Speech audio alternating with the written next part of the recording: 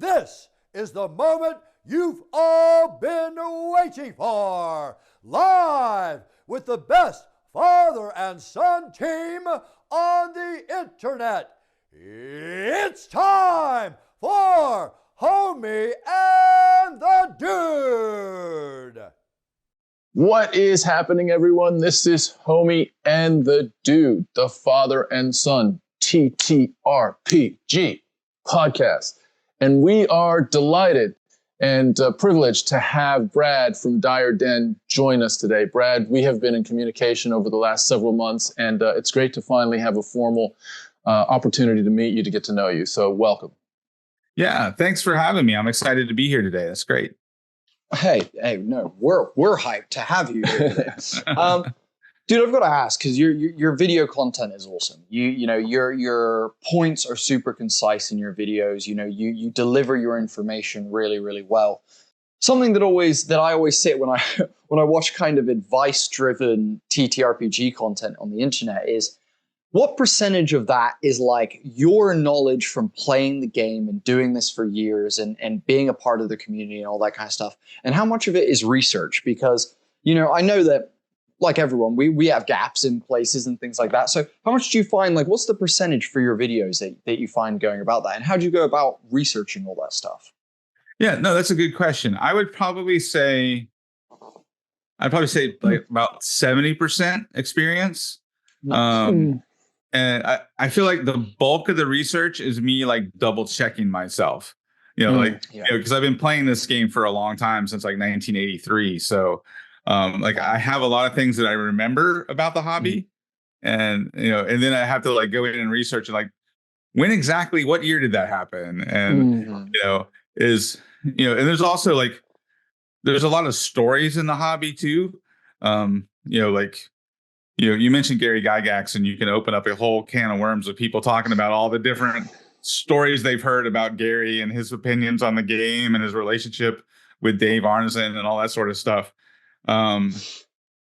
So some of that research is like, how true are these stories, and how, what is how close can I get to like the accurate, pieces of these information?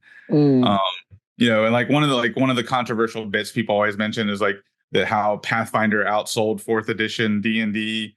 And I was recently doing a deep dive on that, trying to figure out how exactly true that is. That's another thing you hear thrown out in the hobby space. So I feel like, I guess the bulk of my research is kind of fact checking myself before I put it out there for everybody to hear.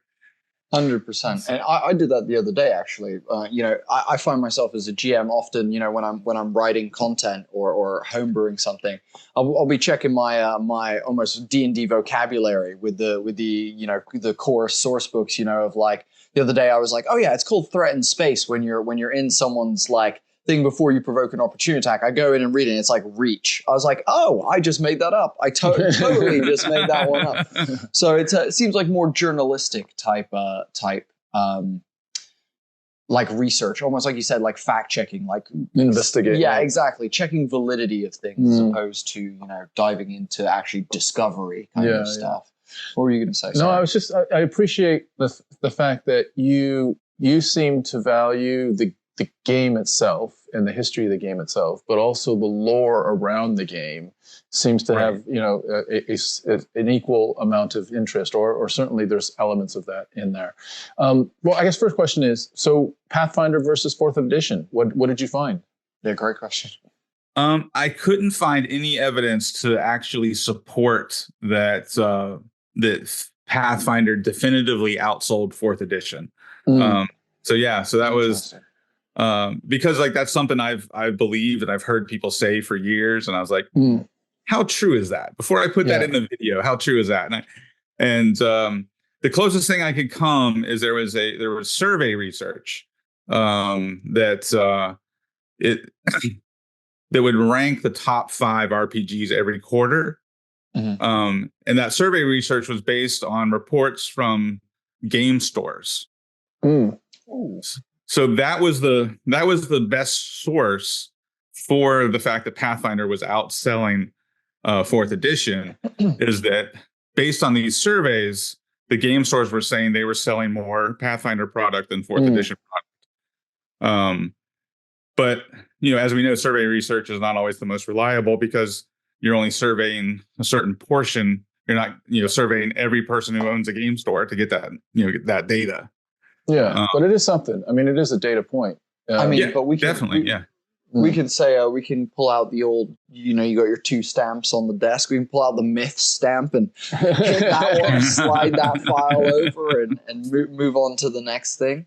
Dude, it's super awesome. I love that you're like going into these things and wanting to make sure, because here's something else that I feel like happens on the internet a lot. I feel like we get a lot of people who think they know a lot about what they're talking about, and like I literally last night ran a workshop in our D&D server for how to make combat more immersive in D&D 5e. And, I have my tips and tricks and tools that I've picked up over the years. But, that also then required me to do, a couple days of research to make sure that I came with, things that are maybe a bit more general, and then things that are kind of underground stuff that people are advising people to do. And I think, often, like I said, like it feels like a lot of people are like, I've been doing this for 35 years. I know everything there is to know about this, kind of thing. And it's like, often cases, a lot of that is either dated information or stuff that isn't, relevant to the topic you're talking about, or, you're pulling up facts that aren't 100% accurate and things like that. And so I appreciate that your content is almost fact checked. That is something that I value a lot in that very much, because like I said, I feel like that's hard to find. I don't feel like, and it's hard to know whether creators are fact checking themselves or not, or whether they're just spewing whatever shit they want to say on the internet, So it's hard to know the balance between people like that and what to kind of get. So no, I super appreciate that you're fact checking stuff. That makes me super happy. So around the lore around D&D, if there was one thing that you're like, oh, that is a juicy bit of knowledge that, that's that I always circle back to, I wonder whether it's true or not or whatever, but what if there was one or a couple things that are at the top of your mind when you think about the lore of the history of D&D, not the game itself, but around the game, not necessarily the traditional Gygax split and all of that, but anything else that comes to mind? I'm always fascinated by the humorous and the odd tidbits that come into the lore out of practical necessity, like real life necessity that ended up creating lore in the game, right? Like back in the day, they didn't have a lot of monster miniatures because the game evolved out of war games, which were largely historic based. So it was easy to find knights and soldiers and those type of miniatures, but there was a collection of kids' toys, like these little kid monster toys that apparently Gary used to use in his games. And some of those odd, I think they were if I'm remembering right, they were made in Korea, and they were just these little plastic monsters. And it's those plastic monsters that became the owl bear and the rust monster and the boulet, the land shark creature. So those monsters and the lore associated with them evolved out of necessity because Gary was using these little plastic figures in his game and then needed to come up with a explanation for what these weird looking monsters were. That's super little weird little Korean toys that are mishmashes of animals.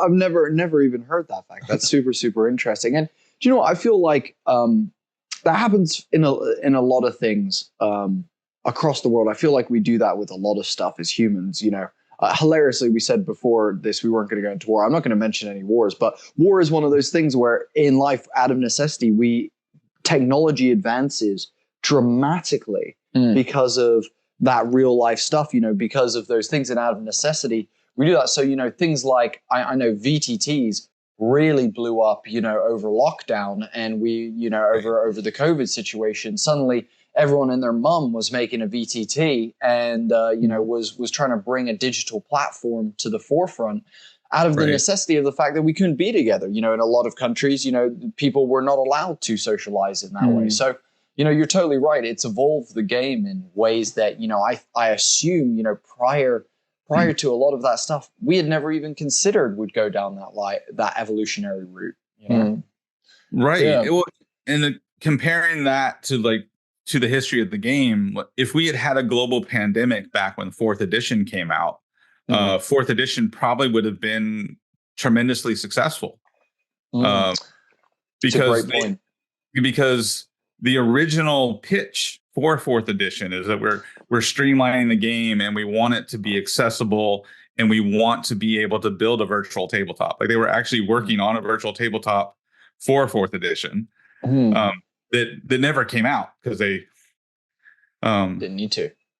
Yeah. Well, because the fourth edition wasn't as popular, and also because there was a lot of pushback from D&D fans that didn't want to play it online. And now, fast forward, what is it, 15 years, and we're like, yeah, more people play online than in person these days, I think. 100%.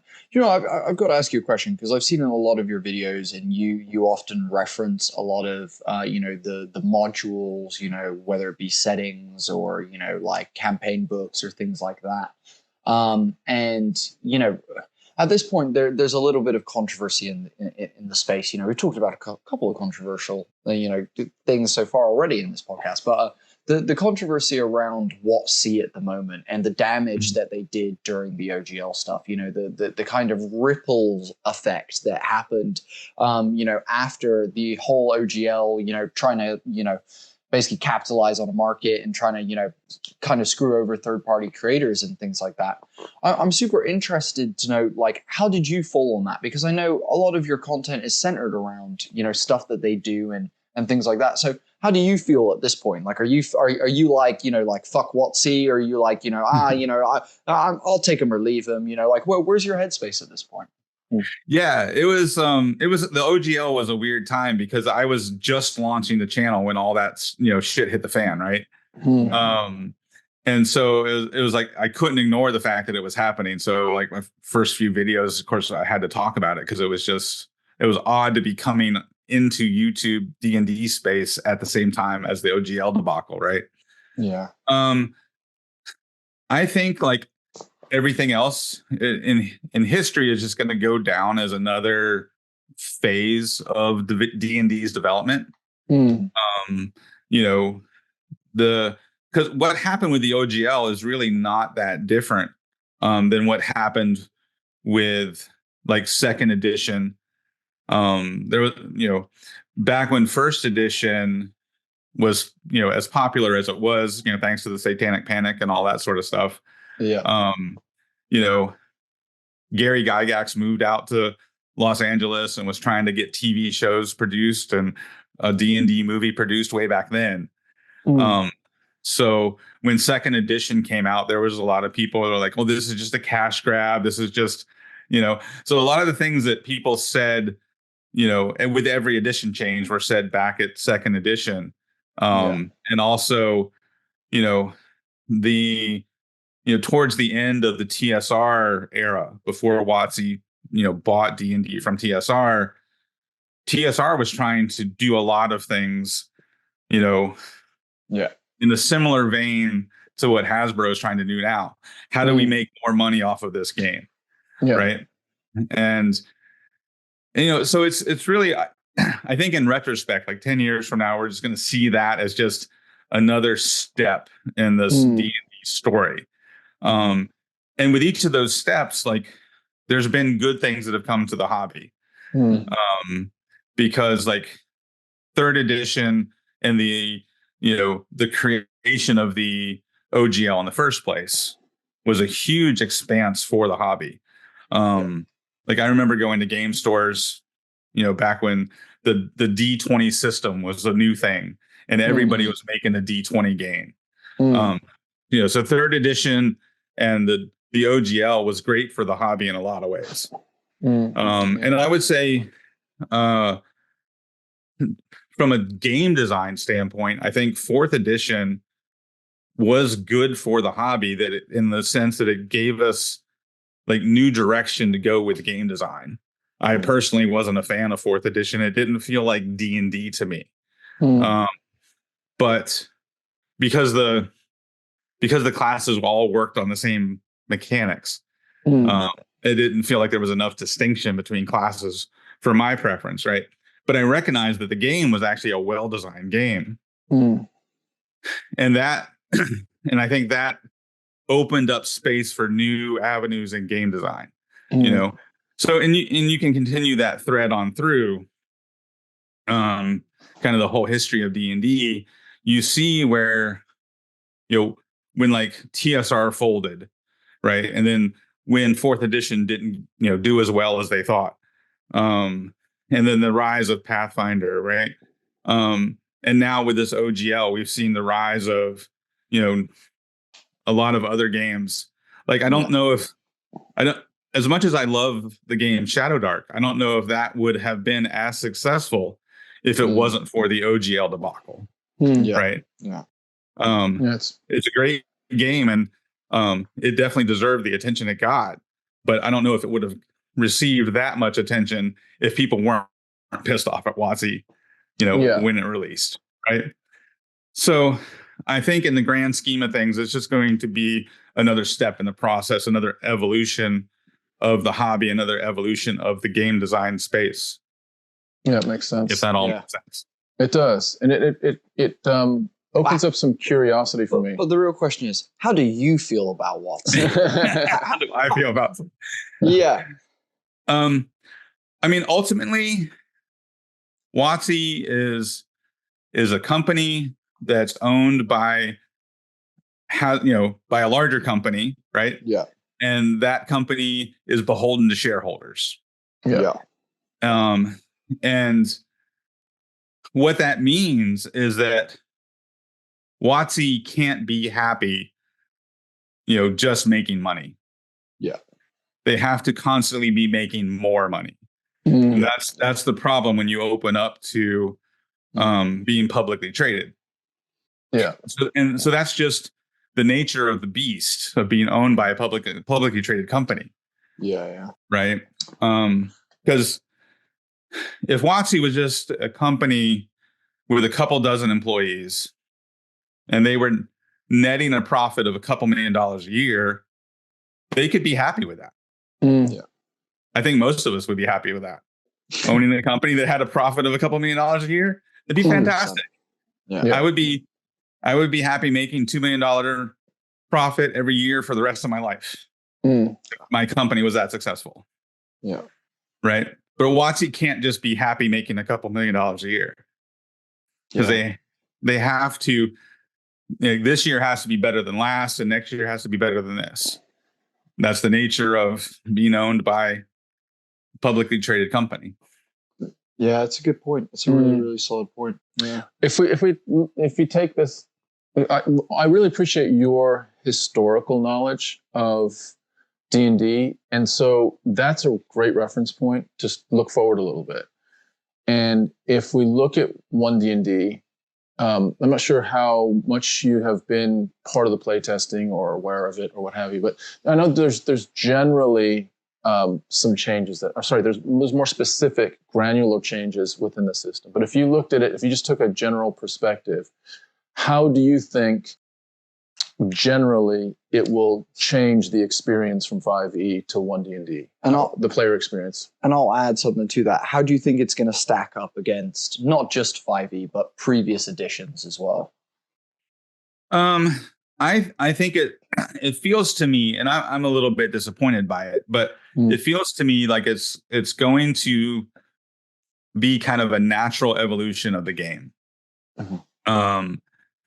Because a lot of their innovative ideas that they had in some of the first playtest packets, they've done away with, and they really seem to have narrowed the goal down to, we are refining 5th edition to make 5th edition a better 5th edition, right? There's not a goal here to be super innovative or add new ideas. And I get that from, again, a money-making standpoint, right? Because less risky. Yeah, because they were very innovative. What's that? I said, sorry, I just said to Tom, you just piss less people off, 100%. Right, exactly. Yeah. Because they were very innovative did with third edition, and a lot of people liked it, and it was the most popular edition up until that time, right? And 3.5 kind of made it better. And so, but then they were very innovative when they went from 3.5 to fourth edition, and they lost market share, right? They reduced their audience because not as many people like those particular innovations. So from a Hasbro standpoint, it makes sense that we're getting basically a 5.5. Yeah. From a WotC standpoint, I would imagine that like guys like Jeremy Crawford and the rest of the design team, they probably want to kind of like really open up the engine and tinker around and upgrade a lot of things. But I think they're kind of they're kind of handcuffed by the fact that fifth edition is so popular that they don't want to change too much. I can appreciate the quandary they're in. You can kind of understand. I'm sure there's people internally that are frustrated. Totally. They're just playing a different game, right? I mean, if you're a private company, you can try to be bold and move things and kind of make a quantum leap, a step level change and something to improve it. But it is too risky to do that when you've got shareholders, and if the share price dips, then those people inside the organization start looking behind their back and saying, "Oh, is that my job?" And so, it comes down to a personal decision of like, do I personally want to stick my neck out and risk this? No, let's pull back. Let's make it conservative. Let's make it a little bit easier, a little bit more accessible, and see what that does with the market. But baby steps. Yeah, that's a good point. Yeah, that's a super good point. Well, I like what you both said. So to the original question, I think what we're going to get is a better version of 5e. Like now that they seem to have settled on this is what we're doing. We're just tuning up 5e. We're not getting super creative. Like the last couple play tests, I've actually really liked. Like, okay, this addresses certain problems with fifth edition. So this is going to be, I think, a better version of fifth edition. What's the one thing that you look at in a difference between 5e and 1D&D that you, or 5.5, let's call it, that you think is the biggest improvement between the two systems? Yeah, what's something you're looking forward to across them? Well, I just happened to be looking at the healing spells that just came out in the new packet, and it's a relatively minor changes, but I think the impact will be that it will make in combat healing much more effective. So that's a small change, but I think that will ultimately improve gameplay. I do like some of the ways they've dialed back certain classes and improved others, like dialing back the Moon Druid and tuning up the Ranger and the Monk. Those are things we've needed for a long time. Yeah. So I think all of those things are going to be improvement. I'm kind of skeptical on the new weapon stuff. The weapon, I forget what they call it, the weapon styles or whatever. Okay. Like I want to like that, but as a player, I'm like, that sounds really cool. But as a DM, I'm like, is that going to slow down the game? Having these extra fiddly bits in combat. So that's something that could be a hit or miss. We'll just have to wait and see on that. Yeah, but, 100%. Yeah.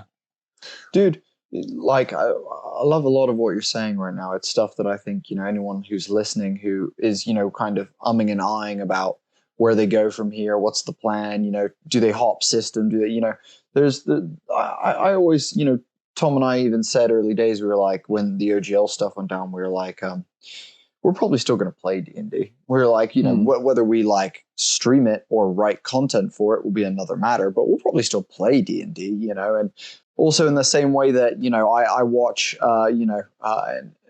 fogies online being like, I want my 3.5 back, and like things like that. I'm like, okay, I get it. But in the same way, like when 1 does come out or 5.5, whatever they want to call it, I will definitely invest in trying to learn the new system and trying to, move with the times, because I think it's important to, do that and to kind of see where the kind of trends are going, understand the game space and the game landscape as well. And it'll inform our business decisions. It will inform our business decisions. It definitely freaking will, 100%. Like, there's no way it won't do.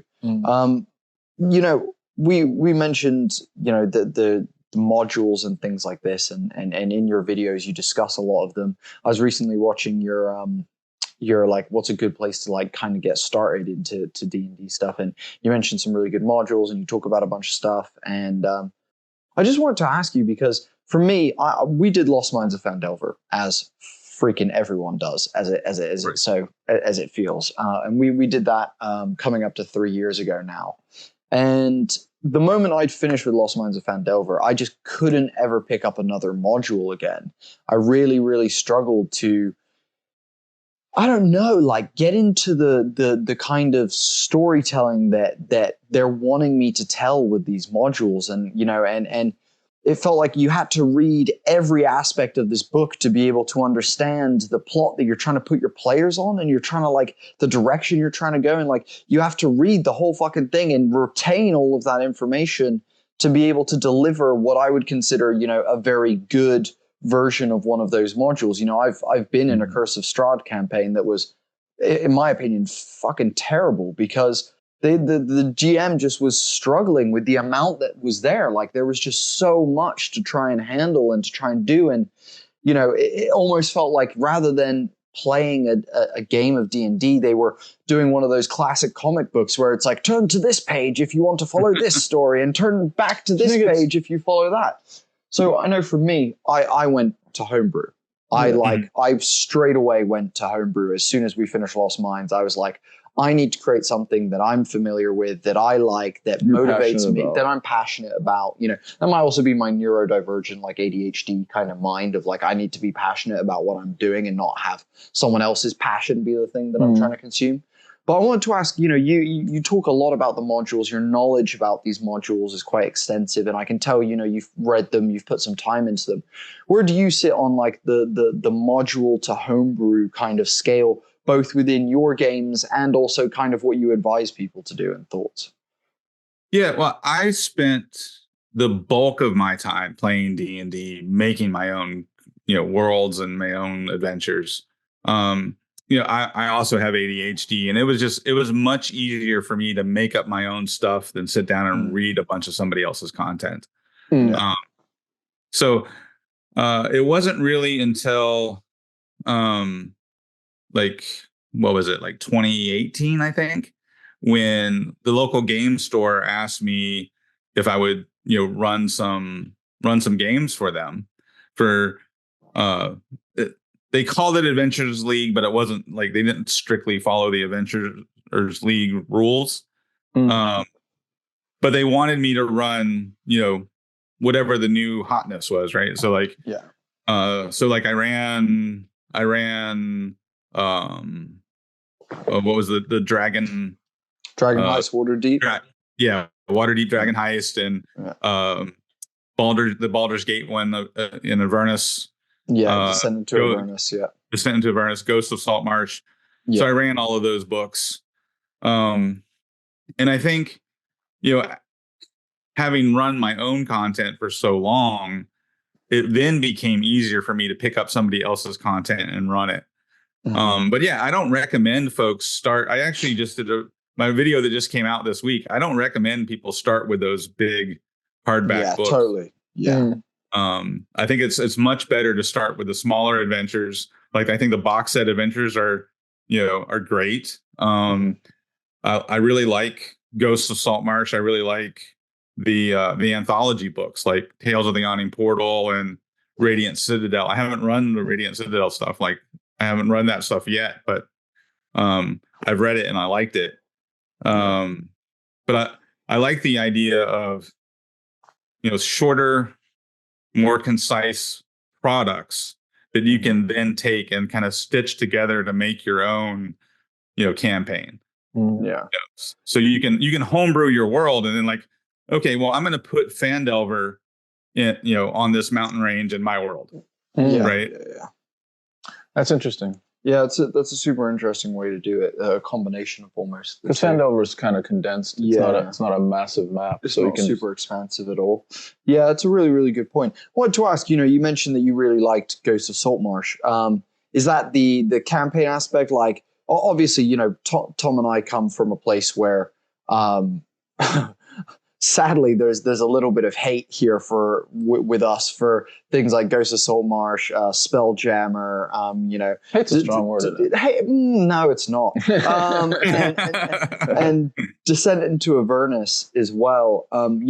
For me, our homebrew world is set in a land of floating islands. Like we very quickly started with, cool. How do you get from one island to another? And it was like, there's not really any rules for this anywhere. And I kind of started with Ghost of Saltmarsh and then checked out Spelljammer and, Descent to Avernus and older things like Wildjammer and like, things that had existed prior to and kind of went into some of those areas. And I just had such a huge issue with the vehicle stuff in it that I don't know. Was your experience better running Ghost of Saltmarsh with the vehicles and things like that? Did you find it worked easier for yourself?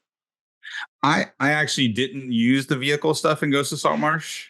That explains it. There we go. That's why we had a good time. That's where we had a good time. We can now move on. Yeah.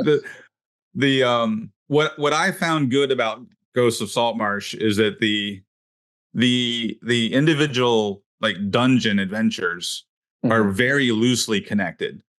Yeah. So there's not like a pressure, like you were saying before with Curse of Strahd, to like figure out the story and character motivations and all that sort of stuff. What I liked about Ghost of Saltmarsh is I felt it was more modular, and you could fill in the gaps between adventures with your own stuff.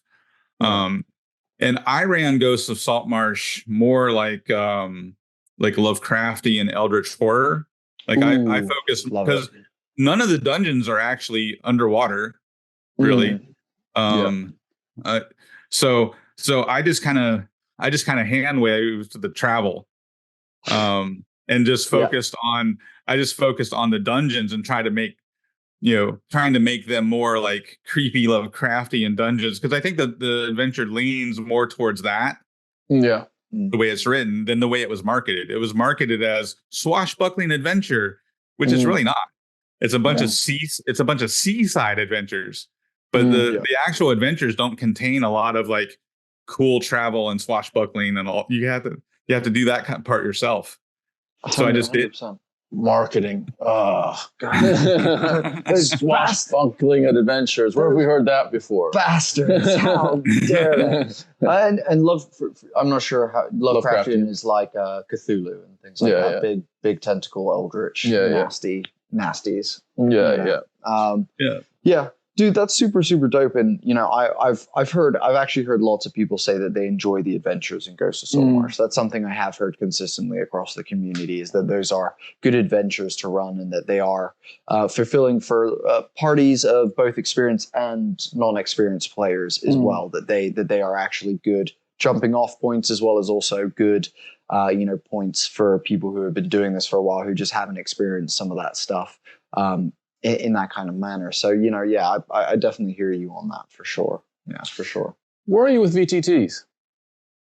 I play in person. So I've only used VTTs sparingly. I've never run a game with a VTT.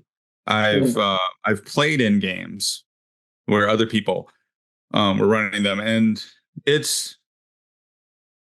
for me, it's a good enough experience. Like during the pandemic, when you had no other choice, like, okay, this is how we're playing D&D now. But I've not met a VTT that really captured, what I wanted out of a D&D experience. Here. Yeah. And so I am fortunate enough to have, this whole room is dedicated to Dungeons and Dragons. Does the room have a name? The Dire Den, I guess. Nice. Yeah, love it. So it's like, all my monster miniatures are up on this wall over here, and all those like storage boxes behind me are full of terrain and stuff like that. And so I run a very tactical, kind of tactile game, right? With with miniatures and 3D terrain and all that sort of stuff. We're kind of with you, man. I mean, we do play virtually. We use VTTs for battle maps, but we typically, even in person, we'll use them for battle maps because money for terrain and things like that is a wild one. But we do use VTTs for that. Other than that, we don't use them. We try and do theater of the mind a lot. We do, and also just like the virtual game is something it is part of our our gameplay. We have an actual play that has remote players that we started almost coming up to 2 years now in the spring. But so that's sort of a necessity. But I'm with you as far as like the in-person experience is better. It just is. Okay. And I don't know how a VTT will ever get there. Like I don't think it can. I just think like there's nonverbal communication, there's body language, there's mood, there's raising and lowering the volume of your voice that means something in person. There's all of these different dynamics that there's so much investment in VTTs and so much like hope that is because that unlocks everything, right? If VTTs can really get it right, then it goes from this very small centralized experience, which is very local, to just the people that in your area that play D&D, that might be friends, that you can schedule on it becomes a very, very narrow funnel of people to, oh, by the way, let's just open it up to 1 billion people potentially, because everyone can play with everyone. In theory, that sounds amazing if you're a business and just the potential, all that. You reckon 1/7 of the planet plays D&D? No. I'm saying like I don't think it's a bad guess. To be honest with you, I don't think that's a bad guess. My point was like in the boardroom of Hasbro or whatever other VTT they're thinking, if we can unlock this, if we can get this right, just think of the increased market share. It's exponential, right? Yeah. Right. But the actual application is shoddy so far. It's shoddy and tricky. Like, I don't know, like maybe if you could put on like haptic suits, is it Oh, mate, that would be fucking cool. That maybe virtual reality D&D. Maybe I guess that should be kind of cool. I've never thought about doing a VR D&D table. What about the metaverse? Doing it in the metaverse? Yeah, that's what I mean. Like a VR, put the goggles on, and everyone be sat at you like sit at your own table with your own stuff. Yeah, but anything less than that, and I'm not even convinced that would do it, but anything less than that feels like it's less than in person to me. Yeah, I would agree. How long does it take you to set up your terrains and shit? Because, you see videos online of Matt Mercer sat for like 2-3 hours before a session, putting together these incredible battle maps for his players and things like that. Is Mercer doing it, or is it the 50 people that work? Is it really? It's him. Does he get people to make them for him? I'm sure he's collecting. Yeah, I'm sure. To a degree, I'm sure some of those pieces are being made for him. In the same way that Dimension 20, 90% of Dimension 20's like models and things that they have made are actually being made by a company for a specific thing, as opposed to taking what are like terrain pieces and being like, I want some stairs here, so I'm going to take my stairs from this map, and I'm going to then take a doorway from this map, and which is what Matt does a little bit more. How long does it take you to set up your terrains and your battle maps? I probably spend maybe 30 minutes setting up before a game session. I intentionally just use dungeon tiles. Okay. So I don't use like Dwarven Forge where they have the walls and all that sort of stuff. Because getting the walls to line up and figuring all that out is, takes a lot longer. And I also find that like the Dwarven Forge, like the walls kind of block your line of sight, so people are doing this the whole time trying to see over. Right. So I just use the flat dungeon tiles that I lay out. and that also allows me to do fog of war that way. So just lay paper over it. Well, no, I just pick. I'll lay out the dungeon. I'll take a picture of it with my phone, and then I pick up most of the tiles. Oh, nice. Okay. Oh, And then so as the players explore the dungeon, I'm like, okay, here's this room, and I set down 2 or 3 tiles, so for this room and this hallway. So I'm kind of like setting it out in pieces, so that it keeps the fog of war and it's quick and easy, not having the walls and stuff like that.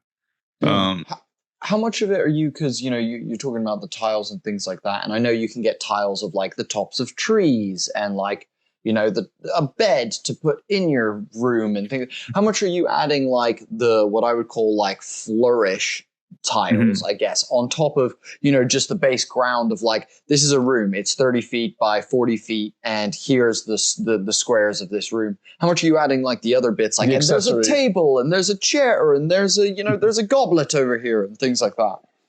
Yeah, it depends on the mood I'm going for. Like if I'm doing pretty much a straight up dungeon crawl, right? Like right now I'm doing Sunless Citadel, and most, like in that case, most of the rooms are just this giant citadel, so they're all effectively kind of the same type of architecture in every room, right?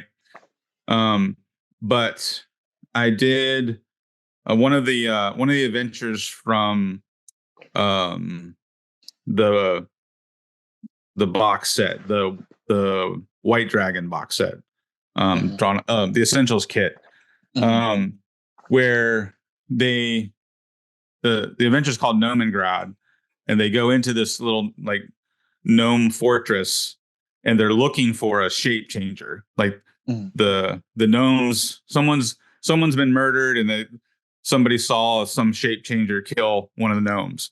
So the investigation is to go in there and find the shape changer, right? Well, the shape changer is a mimic. Ooh. So the gnomes call it a shape changer, so that immediately conjures up in the player's mind like like a lycanthrope or a doppelganger or something like that. So when I ran that one, I took the extra time to put in all the furniture, right? And I have a bunch of little 3D furniture that I can set on top of the 2D tiles, right? So in that case, I put in all the furniture because they were going to be hunting a mimic, so the furniture was important. So when they got attacked out of necessity. Yeah. So when they got attacked by the kitchen cabinet, there was actually a kitchen cabinet on the table. Love that so much. That's super interesting that you first of all, I've never heard of that adventure working like that, but I've never dove into that adventure in that Essentials box set. That sounds like a real fun adventure. Also, I love the twist that it's a mimic. That's super fun. We were talking about combat encounters the other day, and in this workshop that I was running, and just I really enjoyed hearing. We ran like a little like activity where people could create a combat encounter and give us something that's a little bit diverse and different with some of the advice that we've given them, and just hearing the way that people's minds work to create those surprise moments of like, you think it's a shape changer and you're expecting, the moment you said shape changer, I was like, it's a werewolf, or like you said, lycanthrope, or doppelganger, or changeling, or something like that that's kind of altering their physical look. I literally would have never bet in a million years that it would have been a mimic. So I think that's a super nice little twist on a classic kind of idea, with a really nice red herring there of the language that is used to do that. That's super dope. Love that. Super love that. Yeah. Dude, it sounds like you're building these beautiful trains. It sounds like you've got this amazing kind of game space that you're operating in. How often are you GMing versus playing? Like, are you a forever GM, or are you someone who likes to dabble playing as well? Up until recently, I've pretty much been the forever GM. And that's one of the things that also kind of gives me some comfort with the unknown about WotC and 5.5 and all that sort of stuff, is because I've got 2 of my players who now want to DM. So one of my players, she's very interested in running 5th edition and or 5.5 when it comes out. So as she DMs, she's learning to DM on 5th edition right now. Where one of my other players has started DMing, and he's running Shadow Dark because he really likes the old school feel. Cool. And so if the two of them continue to do that, and I'm not beholden to running 5th or 5.5, that's going to allow me to run some different games. So hopefully between the three of us, we'll get a good mix of games in our game group. That's the direction I hope we're going. That's awesome. Yeah, and by different games within the D&D system, or different games outside in other TTRPGs. Yeah, other TTRPGs. Like I ran a one shot. It was like a cyberpunk themed one shot using ICRPG. What is it called? I forget the name of it, but ICRPG has a specific cyberpunk version. And that's what I ran. I've run Professor DM's Eldritch Hack the last 2 Halloweens. Nice. I ran the Cloak House adventure that comes with the Eldritch Hack game that he published 2 Halloweens ago, and this year I ran my own adventure using the Eldritch Hack system. Awesome. So been experimenting with some rules light variants out there. And yeah, dude. Because you seem so deep on D&D. I was going to ask about. Yeah, how do you feel? Yeah, exactly. How do you feel about it? Do you feel like you're cheating? cheating on your number one? Not at all. Because growing up on role playing games, right? Like when we were kids, I feel like we're in a renaissance right now of TTRPGs. Like because of the pandemic and because of the popularity of 5th edition, there's this big resurgence. But I grew up in the initial surge of role playing games, fresh off the heels of Satanic Panic, and TSR when they were at their most successful. They were publishing a whole bunch of different games. So we played the Top Secret SI, which was like TSR's like James Bond style game. Oh, awesome. And the Marvel superhero role playing game, which we are actually, I'm gonna for the holidays, I'm going to do a holiday themed one shot using that old Marvel superhero system from the 80s. That's sick. Is that for friends or is that for family? Who are you running that one for? For my regular game group. Like the last 2 years we've done the Halloween themed games, and those have been a big hit. So we're doing a Christmas themed, nice. with the Marvel superheroes RPG from the 80s. Dude, that's pretty timely in a weird way, right? I mean, you're circling back. What is it? 40 years, 35, 40 years, but Marvel is, it's kind of... Oh, God, man. I fucking want Marvel to just be done already. I'm so sad. I'm so sad, man. The crazy thing is for me, you guys, and you talk about this all the time, you guys grew up with, the OG Marvel, which was, comic book form, old television shows, the more old school stuff. I grew up with the original Iron Man movie, with Robert Downey Jr. and, the what everyone calls phase 1 of Marvel, basically. And man, it's just fucking painful to see where we're going at this point. It just hurts my soul, I to also remember, and I'm sure you guys have this similar kind of nostalgia with things in your life that, have been revamped, 1,000 times, or, maybe 100 Frankensteins deep at this point, we're 200 Draculas deep, and all this different stuff. I remember the first Iron Man movie. I remember seeing it in the cinema, and I remember being just mind blown by, what they were able to do and the plot and people being this is going to be people are being we're going to get a series out of this. We're going to see multiple. And then they're and we're going to get Avengers. And it just started snowballing, and just the pure, I don't know, nostalgia of that. And it feels like we're losing a lot of that. It feels very rare to me. And I think something you mentioned is this renaissance of RPGs at the moment that has kind of given me some of that nostalgia recently. Like we play a system called Orbital Blues, which is a Cowboy Bebop kind of inspired TTRPG, sci-fi, basically cyberpunky, kind of vibe.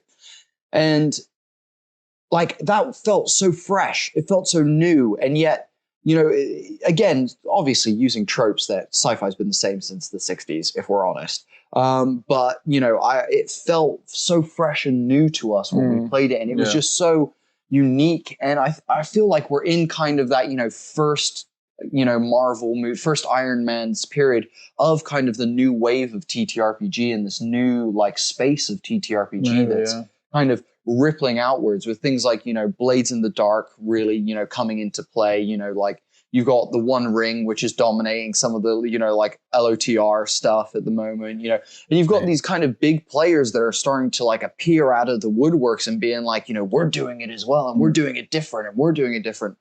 I feel lucky. I feel lucky to be in this time for TTRPGs. I feel lucky to, actually to have seen the pandemic go down and us get this kind of resurgence of sit around the table with your buddies and play some games, Can I give you a counterpoint? Yeah, go for it. And this one might be, I'm not even sure.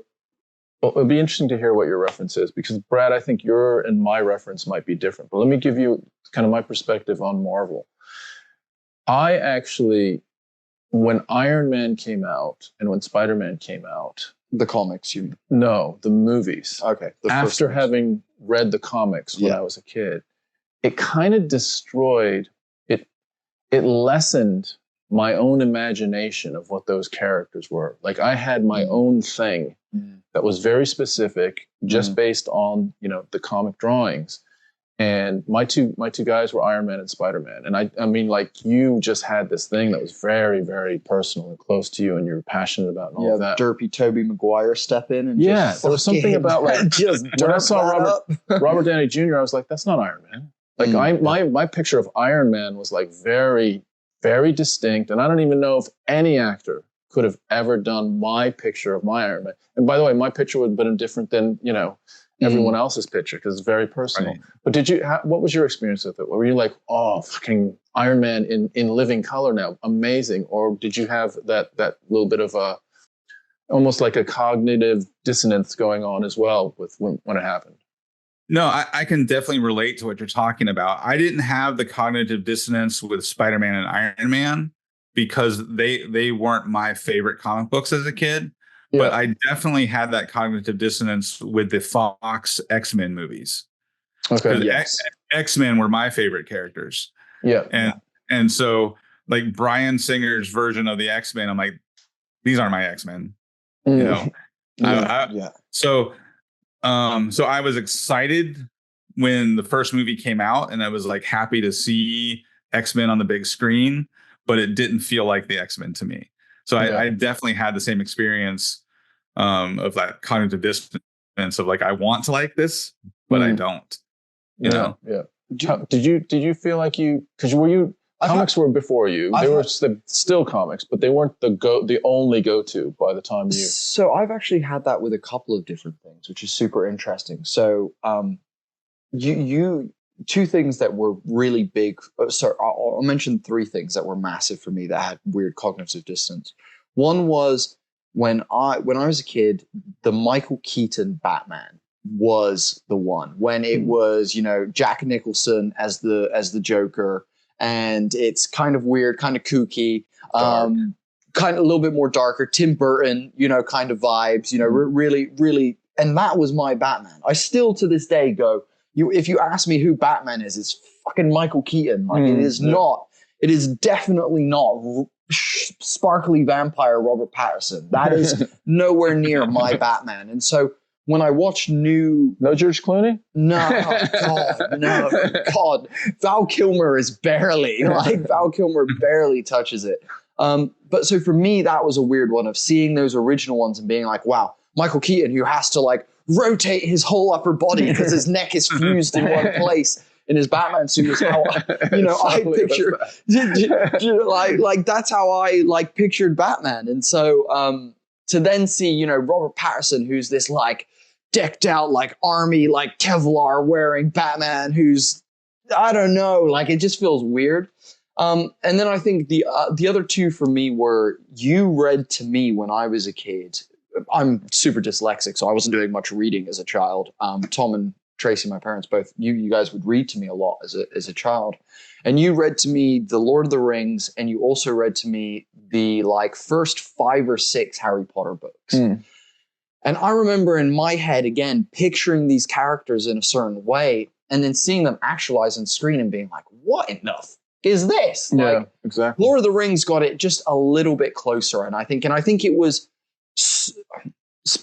so different from the source material that I could almost suspend reality. Where Harry Potter, they tried to do 8 movies that were so close to the source material, and it just felt like it was missing the mark so consistently that I just really, really struggled with.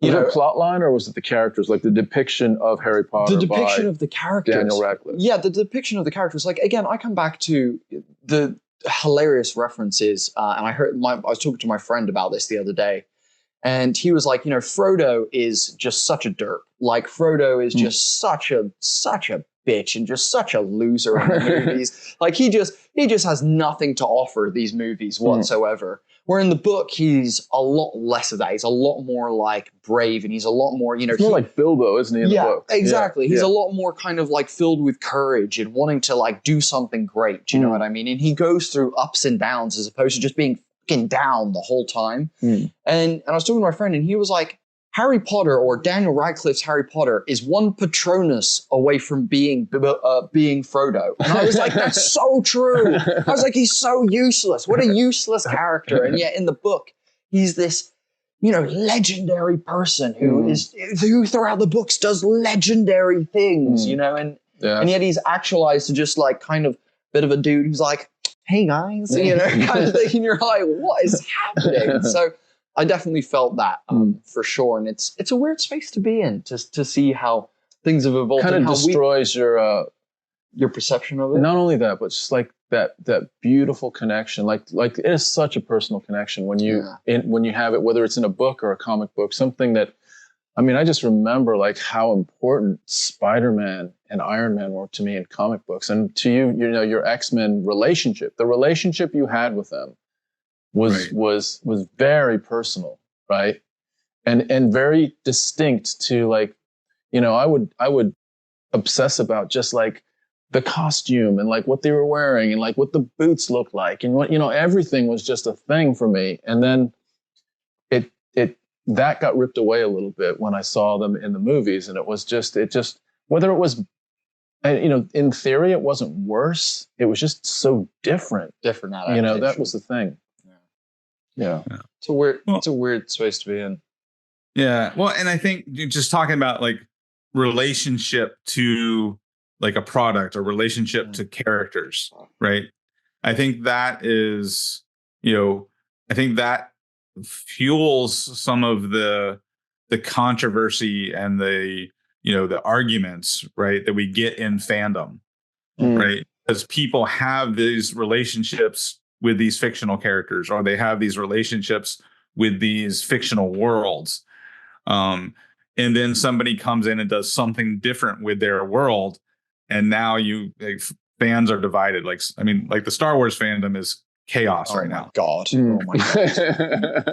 Jesus Christ. It's an I don't even want to get into that because it's a mess. literally. Oh my God. But, I agree. But I think again, going back to corporations trying to make money off of these products, right? It's a hard balance to hit, where you do something that's interesting and new, but still hits the nostalgia button, because they know that nostalgia button is what's going to make them money. And so like Marvel, like you said, has struggled to do that. They're still trying to hit this nostalgia button. They're still trying to, you know, use that same formula that worked through the first couple of phases of the MCU. But they're not doing it well anymore. And I think that kind of factors back into, tabletop RPGs, as we're talking about like WotC trying to make money off of Dungeons and Dragons. And they're marketing the brand of D&D, right? Because it hits the nostalgia button for so many people, and because it's an identity now for so many people. A lot of people identify with Dungeons and Dragons as a brand. And they know that's how they can make money. But at the same time, they come out with Spelljammer, and it's not like the Spelljammer we used to know, and it doesn't have vehicle combat rules that are, worth using. Rock stick. Well done. and that just divides the fandom, right? Because there's new people in the fandom that are like, hey, this is the new cool thing, it's Spelljammer, yay. And then there's a bunch of us who are like, no, that's not Spelljammer. Or looking at the game design aspect and like, yeah, but it's not good game design, right? And then that becomes divisive within the fandom.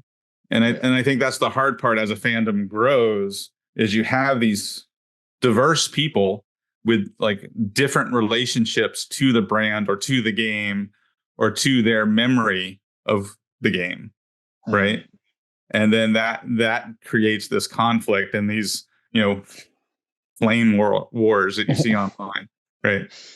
Yeah. Do you know what's a common denominator between the three that we've mentioned, which I think is fucking hilarious now that I think about it, is with Marvel, Star Wars, and D&D, I do not know why the decision has been, but like it seems like, ideas wise, in a lot of these places, it all starts with ground level stuff that humans can really relate to. We're like, these are mutants who are just us. They're people who are slightly different in X-Men. Iron Man is a dude in a suit who's fighting other people on Earth, and in Star Wars, it's like, we're dealing with one galaxy where we have, one empire who's doing something and the rebels who are trying to stop that, kind of thing. And then what they've all grown into is this expansive multiverse, almost like, expansive extended universe thing, where Marvel, it's now like, we're in quantum realms and the sacred timeline and the multiverse. And, and it's like, how is any of that tangible to me, Bodhi, who lives in freaking Bristol and is like seeing a movie in the one day that I get off a week where I'm not too tired to like, just sit and be a vegetable and or plan a D&D thing, Right. It's the same thing with, Star Wars, how, Ahsoka just really blew up the whole like D&D, the whole Star Wars space. It's no longer in a galaxy far away. We're now in another galaxy far even away. further away. Yeah, exactly. So it's now they're expanding it into this whole bigger thing. And it's like, okay, I get that you're running out of ideas. So you're trying to go, well, let's go look at something new. Let's go like check out a new area of territory. But in the same breath, it's like you're losing some of what made it genuine. We've just had D&D release Spelljammer, which is all about the astral plane. And we've just had them release Planescape, which is literally about like jumping from different planes and, hopping. Don't get me wrong, in D&D, we've had Shadowfell, we've had, the Feywild. We've had all these different planes since the beginning. But again, each of them individually has been tangible, at least to people, where the moment you start making it this wide, expansive, and it gets so big that you're like, you can't hold on to it all. Yeah, it's just too much. And I think that's really becoming a problem in the creative space at the moment, is seeing people just go way above and beyond what people feel like they can connect to. That's when you get to like, the 10th movie of a series. It's fucking just Transformers 35, man, and Marky Mark is just tired and old. He's just like, I just want to rap again, bro. I love that you still call him Marky Mark. That's fantastic. dude, all credit to Tom for that one. All credit to Tom for that one. That's how we remember him, right? Yeah, that's right. Yeah. But yeah, and that was actually part of TSR's downfall, right? Part of it was some just really bad business management, from what I understand. But part of it was because they started releasing all these different campaign settings, right? And I know there's people who like love Dark Sun and who love Planescape and who love Spelljammer, and I get that. But what that did was when they had all of these, and that was, you know, the Forgotten Realms were new back then, right? And you know, and then you had people who were like, no, Greyhawk is better than Forgotten Realms, right? You had so many different campaign settings that it did become divisive. Like, it was like, oh, you play in Forgotten Realms, that new crap. No, we play the real D&D and Greyhawk, you know? When Forgotten Realms and Greyhawk really aren't that different. They're both like medieval fantasy. But then, like, you know, and so Dark Sun was kind of refreshing because that really was different, right? But then that created a whole new, you know, a whole new campaign setting. And so, you know, I think the Wizards of the Coast has to be careful, you know, with diversifying too much with campaign settings, or they recreate the problem they had in the TSR had in third edition, or like really second edition going in. Yeah, because it was second edition TSR really was when all that was happening. Where you divided a lot of your fan base between all these different products, because, you know, if I'm loyal to Dark Sun and I'm playing in Dark Sun, I'm not going to go out and buy Dragonlance, right? Which actually the opposite was true for us. We loved Dragonlance and we played in Dragonlance, so we never picked up any Dark Sun products. And you know, and I knew people who were just the opposite, that they loved Dark Sun and they never bought a Dragonlance product, right? So I think WotC has been careful to not recreate that problem that they had in second edition. And so I think that's why they've waited so late in the game to put out Spelljammer and Planescape and Dragonlance, because they didn't want to create that divide. So maybe they're smarter than we think, like waiting to release all that at the end of fifth edition, and then they're going to go into a new edition, and that'll kind of, you know, reunite their core fan base. Bring out the Forgotten Realms again in one D&D and bring us all back down to the ground. It's a good point. It's a good point. Like, you know, hit and going into a new edition is a great time to hit the hard reset, to press the old, you know, like let's bring it back to reality. Fuck me. It's barely real. But you know, let's bring us back to, you know, tangible stuff. And I think it's a real good time to do so. So yeah, if there were a time, and I agree, it felt like to me like Dragonlance just flopped when it came out. It felt like I didn't hear anyone talking about it. I didn't hear anyone being like, you know, Spelljammer definitely had a bit more hype behind it because of the combat that they were,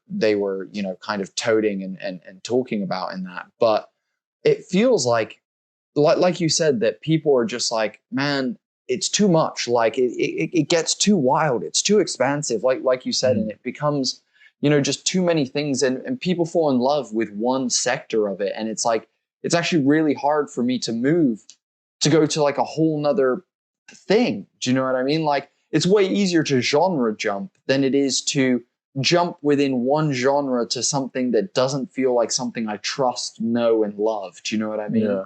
Like, Right. Yeah, that makes sense.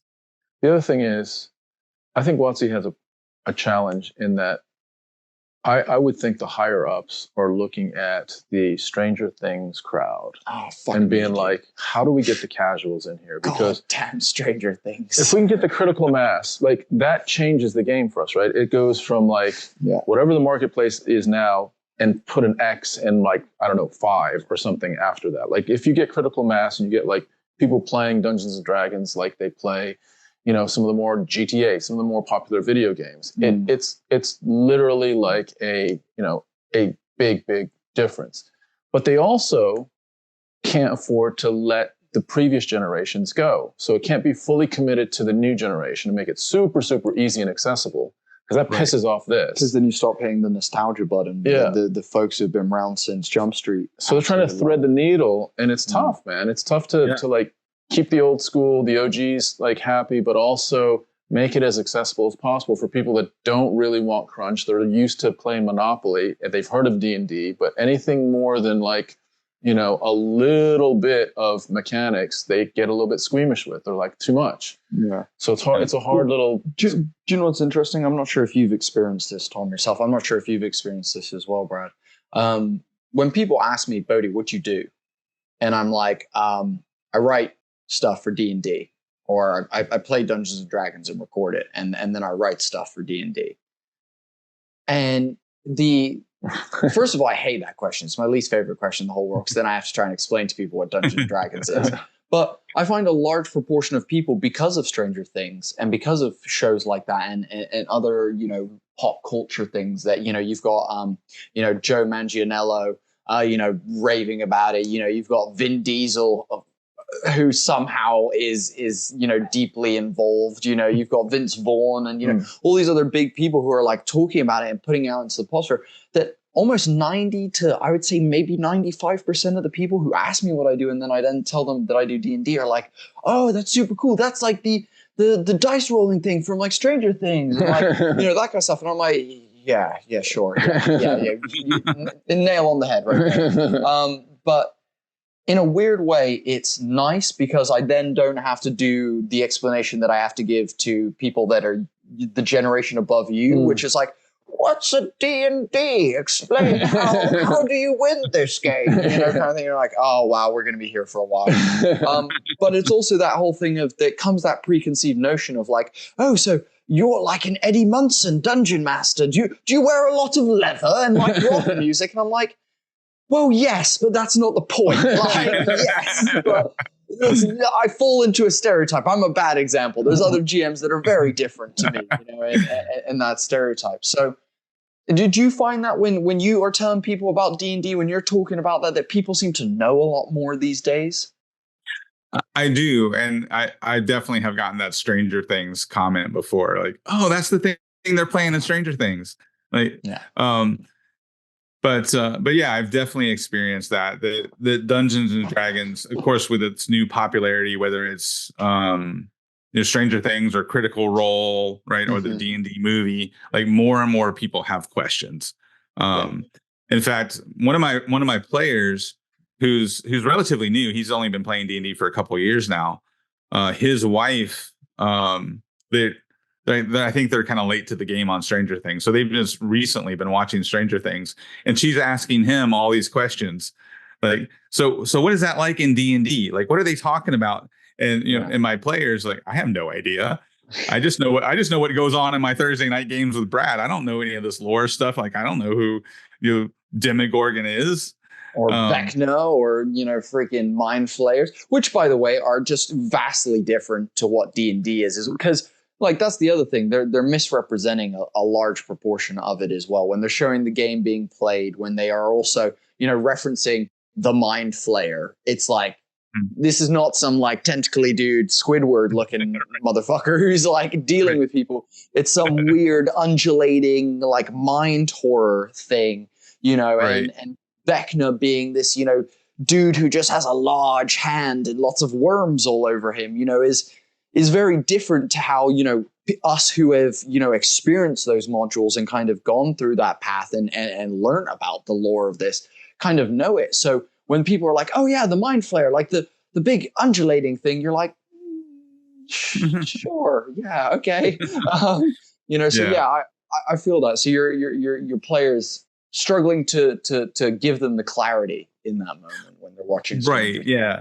Because really what Stranger Things does is use the D&D stuff in a metaphorical way, right? Exactly. Like, yeah. Like their Mind Flayer is, you know, about like corrupting people and taking over their brain and, you know, transforming our world into the, you know, this alien world that the Mind Flayers can live in, right? That at its essence is what a Mind Flayer is doing in D&D.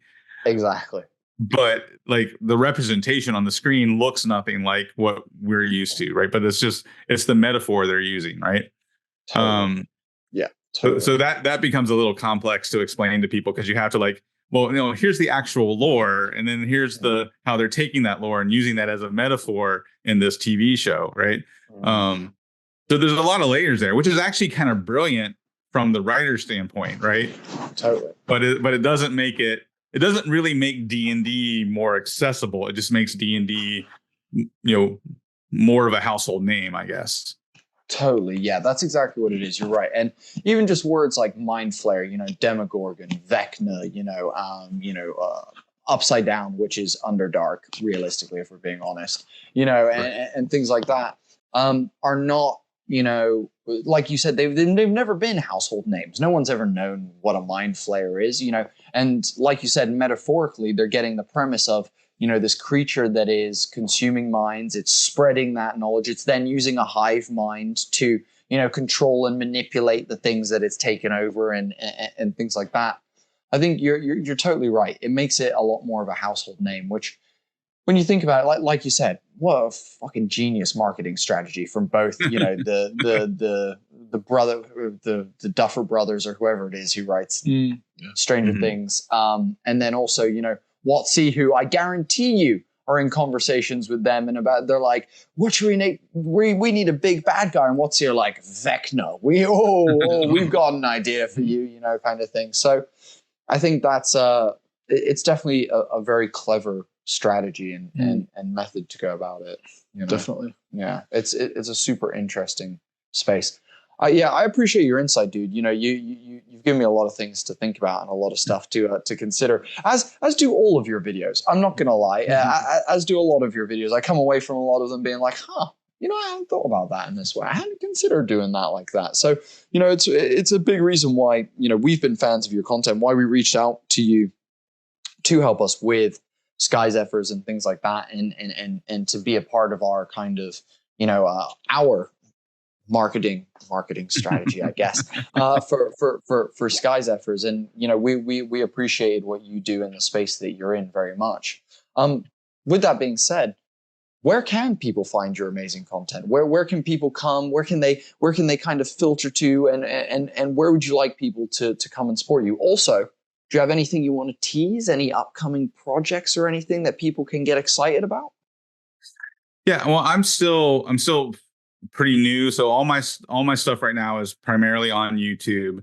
I do have a blog, which is basically just a place to access some of the things that I show in my YouTube videos. So like my friend Mike and I from the EMBR or God, he's had his own YouTube channel for like 10 years now, and I can never get the name of his channel right.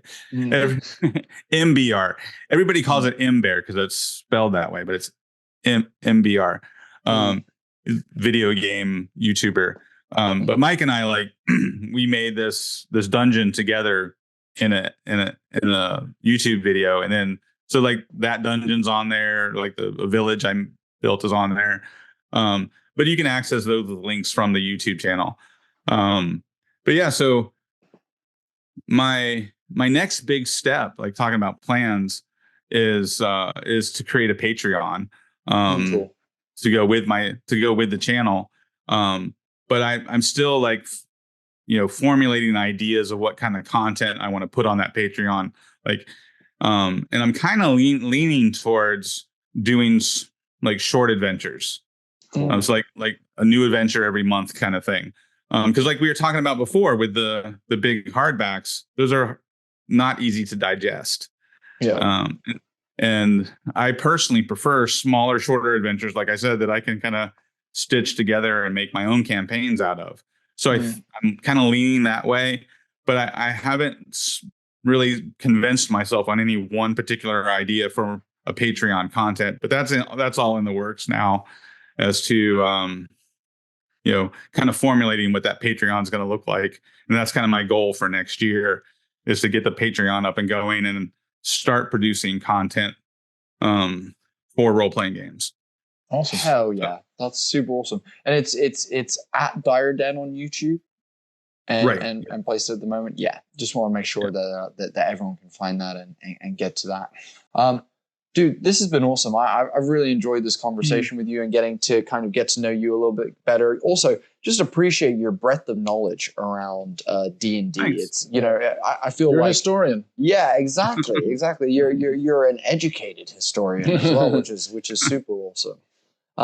Thank you for sharing so much of that with us, because I feel like a lot of the conversations we have around D&D are around right here and right now, and it's often not about what's come before and what might come after, and that kind of stuff. So I've really enjoyed today's conversation with you very, very much.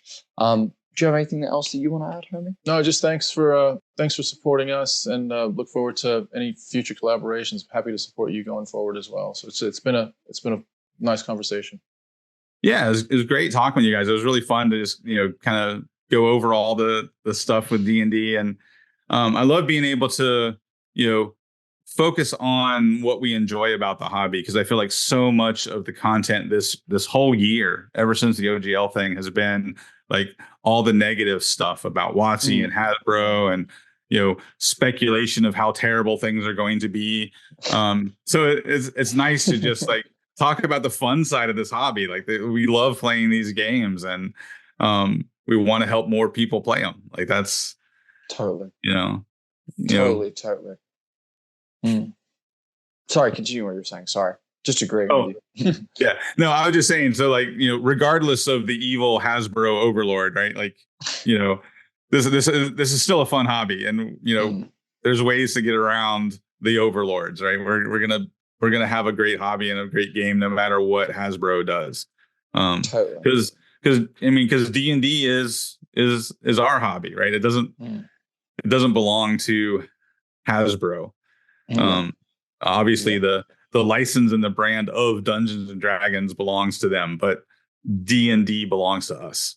Yeah, I love that. What a great way to round this one out. I absolutely love that as well. D&D belongs to us, and it belongs to you, new person who's never played D&D before. It belongs to you too. So come check out the hobby. Come invest. It's a safe, inclusive, diverse space where you'll find incredible people like Brad, who can give you loads of advice of how to get started and how to get into this incredible hobby that Tom and I fell in love with. Hey, shit, there's like, 100 years between us?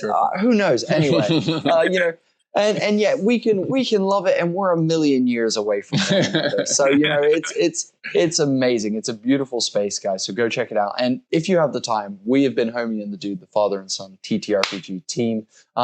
Please join our Discord server. We have coming up to about 900 people in that Discord server at the moment. We're super, super proud of that little familia that we've kind of grown and built into. It's a super safe, inclusive, diverse space. Where people come to talk the shit, share home brews, give each other advice, interact with some of our weird, wacky ideas that we have at Homie and the Dude in terms workshops of with us. Yeah, workshops, movie nights, all the weird, wonderful stuff that we like doing in that server. So if you're interested in being part of the community and kind of hanging out with the HaTD familia, as we call it, check out our Discord server. There'll be a link in the description. But otherwise, guys, thank you so much for watching. Brad, thank you so much for joining us. We really, really appreciated it. And yeah, guys, we'll catch you guys in the next episode. See you then. Bye.